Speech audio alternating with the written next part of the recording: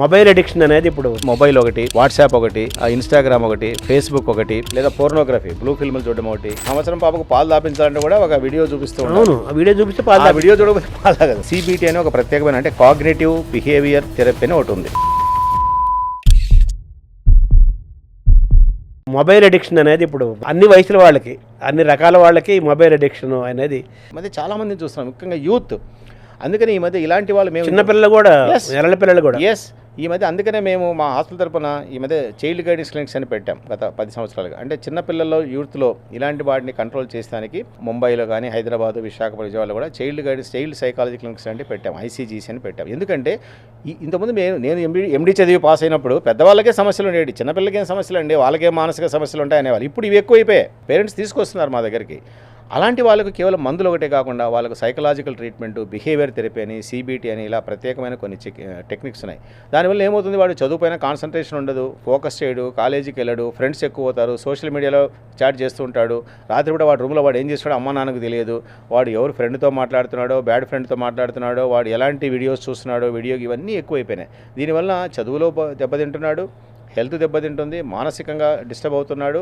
రేపు ఇంట్లో నుంచి డబ్బులు తీసేయడం కానీ, బయటికి వెళ్ళిపోవడం కానీ, బ్యాడ్ ఫ్రెండ్స్ కానీ, డ్రగ్స్ అలవాటు పడడం కానీ, లేదా ఈ ఫ్రెండ్షిప్స్ అని, లవ్ అఫైర్స్ అని, అవి బ్రేక్ కావడము, గొడవలు మనం చూస్తున్నాం. ప్రేమించిన అమ్మాయి ఒప్పుకోలేదని ఆమె గొంతు కోయడం, ఇవన్నీ సోషల్ మీడియాలో చూడడము, రకరకాల యాసిడ్ పోయడము. సో ఇవన్నీ న్యూ ప్రాబ్లమ్స్. ఒక 30-40 ఇయర్స్ బ్యాక్ మనం చదువుకునేవి లేవు, ఇవి ఇప్పుడు కొత్తగా వచ్చాయి. కాబట్టి ఇవన్నీ కూడా సైకియాట్రీ, మా వైద్యశాస్త్రం కిందే వస్తాయి. కాబట్టి ఇంతకుముందు మేము ఏదో మెంటల్, మానసిక జబ్బులు, పిచ్చి ఇలాంటివి అనుకునేవాళ్ళం. ఇప్పుడు ఈ సమస్యలకు ఎక్కువ మా దగ్గరికి వస్తున్నారు. అందుకని ఈరోజు సైకియాట్రిస్టుల యొక్క అవసరం సమాజానికి చాలా ఎక్కువగా ఉంది. ఇంకా మీకు చెప్పాలంటే ఇప్పుడు చిన్నపిల్లలు ఒక సంవత్సరం పాపకు పాలు దాపించాలంటే కూడా ఒక వీడియో చూపిస్తూ ఉంటారు. అవును, ఆ వీడియో చూపిస్తే వీడియో చూడకపోతే పాలు తాగదు. కానీ తల్లులకి ఏమైంది, పాపం వర్కింగ్ ఉమెన్, సాఫ్ట్వేర్, వాళ్ళకి తొందరగా అయిపోచేయాలి. కొంచెం ఓపికగా చేస్తే అలవాటు చేయొచ్చు. కానీ వీళ్ళకేంటి, తొందరగా ఫీడ్ చేసి ఆఫీస్కి వెళ్ళిపోవాలి. అందుకని ఏం చేస్తారు, సరే అమ్మని ఒక వీడియో పెడతారు, టీవీ చూస్తూ ఉంటే ఈ పాప అది చూస్తూ ఉంటుంది, ఈమె పాలు తాగేది మర్చిపోతుంది, పాలు ఆటోమేటిక్గా జరుగుతూ ఉంటుంది. ఆ వీడియో ఎప్పుడు ఆగిపోతే పాలు ఆగిపోతాయి. అవును, ఆ లోపల కూడా మానసికంగా తీసుకున్నప్పుడు హెల్త్ కూడా సరిగ్గా. తర్వాత కొన్నాళ్ళకి ఏమవుతుందంటే దానికి 2 దాంట్లో లింక్ అయిపోతుంది. అంటే పాలు, వీడియో ఉంటేనే పాలు తాగాలి, వీడియో ఉంటేనే అన్నం తినాలి.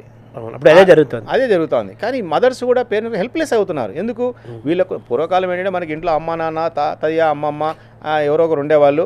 ఒకవేళ అమ్మ నాన్న అప్పుడు ఇద్దరు ఇంట్లో పనిచేసేవాళ్ళు, వాళ్ళు ఒకవేళ ఇల్లు వాళ్ళు తినిపించేవాళ్ళు, ఏదో కథలు చెప్పేవాళ్ళు, చందమామ కథలు, బాలమిత్ర కథలు, లేకపోతే అలాంటి చెప్తూ వినేవాళ్ళు. ఇప్పుడు అవి కాదు, ఇప్పుడంతా సోషల్ మీడియా, ఈ వాట్సాప్లు, వీటిలో వీడియో గేమ్స్, వీడియోలు చూపించడం, ఇవన్నీ తయారైపోయాయి. మొబైల్ అడిక్షన్ నుంచి మనం బయటకు తేలేమా?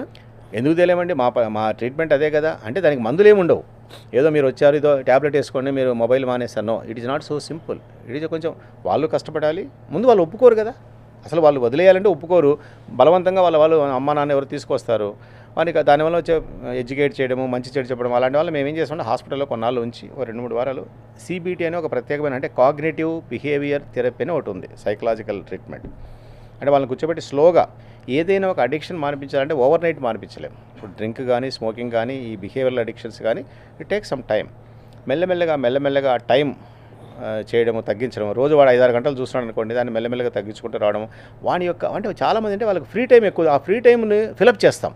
అడ్వాన్స్డ్ టెక్నాలజీలు, మొబైల్ నెట్ అనేది మనకు అవసరమైనప్పుడు దాన్ని సద్వినియోగం తీసుకోవాలి, అంతవరకు ఉండాలి. కానీ అవును, 24 గంటల వాట్సాప్లు, ఫేస్బుక్లు, బొమ్మలు, గేమ్స్, అందుకనే దాన్ని మెల్లగా తగ్గించుకుంటూ ఒకవైపు అంటే ఒకసారి వాడు రోజుకు 7-8 గంటలు చూసేవాడిని మానేయమంటే కష్టం. 7-8 గంటలు మెల్లమెల్లగా రోజు ఒక షెడ్యూల్ లాగా ఇచ్చి ఒక అరగంట తగ్గించుకుంటూ రావడం ఒక స్ట్రాటజీ. దాంతోపాటు ఏం చేస్తాడు, ఆ ఖాళీ టైంలో ఏం చేయాలి, వాడికి ఏం బోర్ కొడుతుంది, అందుకనే వాడు మళ్ళీ చూస్తాడు. ఆ ఖాళీ టైంని ఫిలప్ చేయడానికి కొన్ని సైకలాజికల్గా కొన్ని సలహాలు, సూచనలు, ఎలా చేయాలి, ఏం చేయాలి, వాడికి మెడిటేషనా, లేకపోతే స్పిరిచువాలిటీనా, ప్రాణాయామమా, లేకపోతే వాడికి వేరే ఏదైనా ప్యాషన్ క్రియేట్ చేయడమా, వేరే ఇంకొక హాబీని క్రియేట్ చేయడమా, వాడి మ్యూజిక్ అంటే ఇష్టం అంటే మ్యూజిక్, వాడికి చిత్రలేఖనం, ఆర్ట్ చేస్తున్నాడు అది చేయడం కానీ, లేదా ఫ్రెండ్స్తో మాట్లాడించడం కానీ, బయటికి తీసుకెళ్ళడం కానీ, సంథింగ్ లైక్ దట్. రకరకాలు ఇవన్నీ ఒక కలిపి చేస్తే నిదానంగా దాంట్లోంచి బయటపడతాడు. అంతేగాని ఒక్కసారిగా ఇలాంటి వాళ్ళు మార్పించారు, ఇట్ టేక్ సమ్ టైం. కాబట్టి ఇది సైకియాట్రీ వైద్యం అనేది కొంచెం ఓపికతో, శ్రమతో, టైంతో కూడుకున్న పని అనమాట. మిగతా వాళ్ళకి ఒక ఇంజెక్షన్, ట్యాబ్లెట్ ఇచ్చి ఒక ఆపరేషన్ చేసి మానిపించేంత సులభమైన విషయం అయితే కాదు. అన్ని వయసుల వాళ్ళు 24 గంటలు ఫోన్ చూసుకుంటూ ఉంటున్నారు కదా, ఇది కూడా మీరు బిహేవియరల్ ఇంబ్యాలెన్సే కదా. అంటే వాళ్ళు ఇప్పుడు ఫర్ ఎగ్జాంపుల్ ఏదో ఒక ఆఫీస్కి సంబంధించో లేదో అవసరం ఉన్నప్పుడు తప్పదు, వాళ్ళకి వస్తూ ఉంటాయి, ఇంకా దే హ్యావ్ టు ఆన్సర్. చాలా మంది ఏంటంటే ఒక విధంగా దానివల్ల మంచి కూడా చాలా జరుగుతుంది. అంటే మనం ప్రతిదీ ఫిజికల్గా వెళ్ళి చేస్తానికంటే మొబైల్లోనే వాళ్ళను చేయడం. As far as your work is concern, as far as your family is concern, there is nothing wrong in using a mobile phone, అంతవరకు తప్పదు. అంతేగాని ఖాళీగా ఉండి లేనిపోనివన్నీ చూసుకోవడము, వీడియో గేమ్స్ చూడడము, పోర్న్ ఫిల్మ్స్ చూడడము, లేకపోతే ఇంకోటి చూడడము, అనవసరమైన మెసేజ్లు పెట్టుకోవడం, లేనిపోని తలనొప్పులు తెచ్చు ఇంటికి వచ్చిన తర్వాత భార్య అవన్నీ చూసి ఈ అమ్మాయి ఎవరు, ఆమె ఎవరు మాట్లాడింది, ఈ చాటింగ్ ఏంటి, ఈ తలకాయ నొప్పులు ఇవన్నీ తెచ్చుకోవడం ఎందుకండి? కాబట్టి ఎంతవరకు అవసరమో అంతవరకు వాడుకోవడము. దాంట్లో మంచి మీకు స్పిరిచువల్గా ఇష్టం ఉంది, భక్తి గీతాలు వినండి, పొద్దున లేసిన శ్లోకాలు వినండి, భగవద్గీత వినండి, అలాంటి వాటికి వాడుకోండి. మీకు మనశ్శాంతి వస్తుంది దానివల్ల, అంటే అవి చేసుకోండి. అంతేగాని మీరు ఆఫీస్కి వెళ్ళే టైంలో ఆఫీసులో చేయండి, కానీ ఆఫీసులో కూర్చొని కూడా ఏదో ఒకటి చేస్తుంటాడు, ఇది చూస్తూ ఉంటాడు, అది మంచిది కాదు.